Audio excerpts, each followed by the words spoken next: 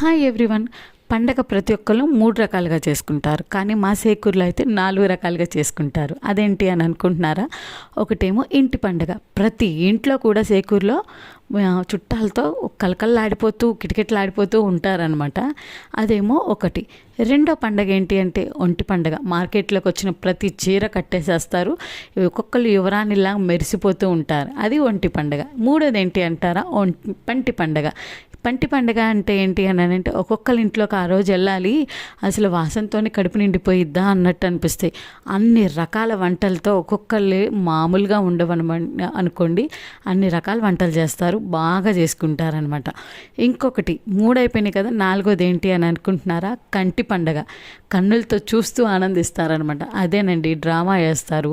సాయంత్రం అయ్యేలోపు జెండా ఊరేగింపు పైన వెంటనే ఇంకా డ్రామా దగ్గరికి వచ్చేస్తారు. ఒక్కొక్కళ్ళు చేపలు, దిండులు, దుప్పట్లు, ఇంకా పెద్ద పెద్ద ఫ్యామిలీస్ ఉన్న వాళ్ళైతే పట్టాలు తెచ్చుకుంటారు. అండ్ దెన్ తినడానికి స్నాక్స్, కూల్ డ్రింక్స్ మొత్తం తీసుకొని దుకాణం మొత్తం అక్కడ పెడతారనమాట. అక్కడ డ్రామా అర్థమైనా అర్థం అవ్వకపోయినా ఎవ్వరూ లెగవరు. డ్రామా అయిపోయిన దాకా అక్కడే కూర్చుంటారు. నైట్ అంతా జాగారం చేస్తూ డ్రామా చూస్తూ ఇంకా ఆ పండగకైతే ఆ పండగని అక్కడ ఎండ్ చేస్తూ ఉంటారనమాట. ఇలా మా పండగ అయితే మా సేకూరులో ఇలా పండగ జరిగింది. ఇంకా మీకు తెలిసిన ప్రాంతాల్లో ఎలా పండగ చేస్తారనేది కామెంట్ సెక్షన్లో అయితే డెఫినెట్గా షేర్ చేసుకోండి. అండ్ దెన్ ఈ వీడియో నచ్చితే ప్లీజ్ లైక్ చేయండి, సబ్స్క్రైబ్ చేసుకొని సపోర్ట్ చేయండి. Thank you for watching.